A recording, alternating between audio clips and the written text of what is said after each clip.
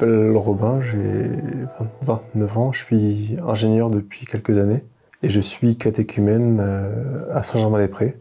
Donc c'est-à-dire que je me prépare à recevoir le sacrement de l'initiation chrétienne, c'est-à-dire le baptême, la confirmation et l'Eucharistie pendant la messe de la Vigile pascale, donc à la prochaine Pâques. C'est un chemin qui est un peu long, donc je vais pas forcément vous raconter toute ma vie, mais disons que j'y suis arrivé une première fois il y a une dizaine d'années.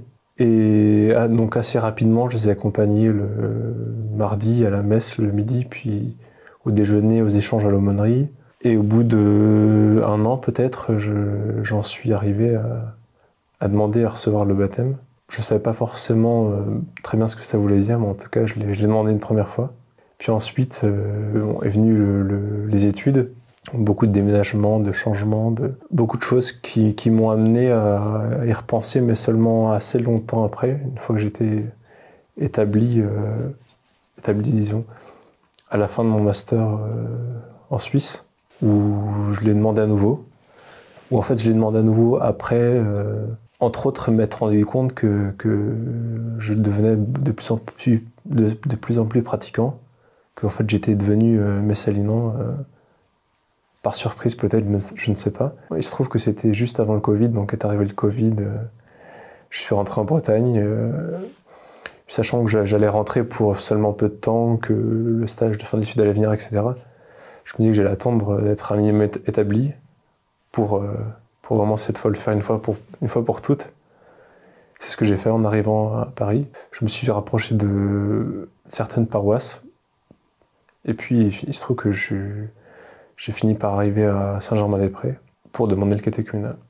Saint-Germain-des-Prés notamment parce que il se trouve que je fais aussi partie du groupe Even, donc ça avait un certain sens de le faire à cet endroit-là. La paroisse de résidence, disons, posait la question aussi, mais j'y avais pas forcément d'attachement, même si c'est pas une bonne raison pour ne pas le faire.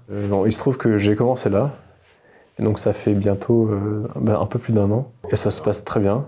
Chaque catéchumène est accompagné par un accompagnateur personnel, avec qui il y a des échanges réguliers. Il se trouve que dans mon cas, mon accompagnateur est le père Hervé Génito, le curé de Saint-Germain-des-Prés. Et globalement, pour le groupe, on a des séances tous ensemble, bi-hebdomadaires, pendant lesquelles on commence par un temps de prière, puis un temps de discussion en petits groupes, sur un sujet précis qui peut être un des sacrements, qui peut être plein de sujets différents en fait, qui changent pendant toute l'année, pendant les 2 ans de la préparation au sacrement de l'initiation chrétienne.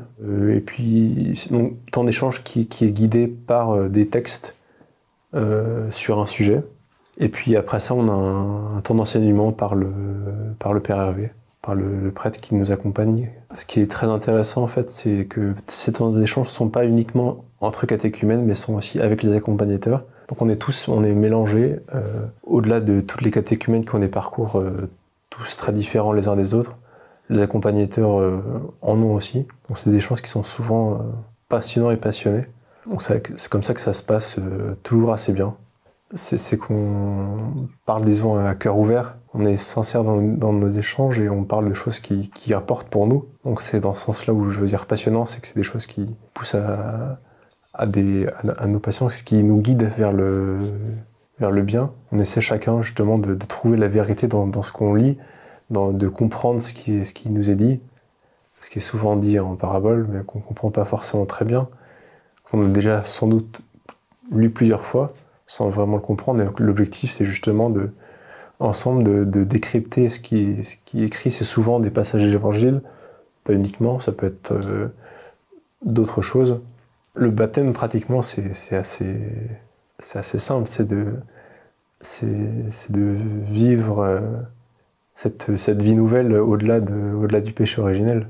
Mais sensiblement, c'est plus de faire réellement, malgré le fait que l'entrée dans l'église se fasse pendant l'entrée en catéchuménat, de cette fois vraiment faire partie de l'église, de vraiment être fils de Dieu. Chaque sacrement a une signification distincte. L'Eucharistie, c'est à mon sens plus compliqué à appréhender, parce que je ne l'ai pas expérimenté, et malgré tout ce qu'on m'en a dit, tout ce que l'on a lu, c'est peut-être le plus compliqué à réellement comprendre. Et la confirmation, c'est là où en fait les trois ont un sens. Pour les adultes, les trois ont un sens d'être ensemble. C'est d'ailleurs pour ça qu'ils sont ensemble. C'est que si on en arrive là, à cet âge-là, c'est qu'on a besoin d'aller au-delà et pas seulement du baptême. Donc on parle souvent de se préparer au baptême, mais on se prépare au baptême, à la confirmation et à l'Eucharistie. Tout va ensemble, mais la confirmation, c'est entre autres l'engagement dans l'Église et l'engagement, entre autres, au-delà on reçoit l'Esprit Saint, donc c'est aussi l'engagement missionnaire, disons.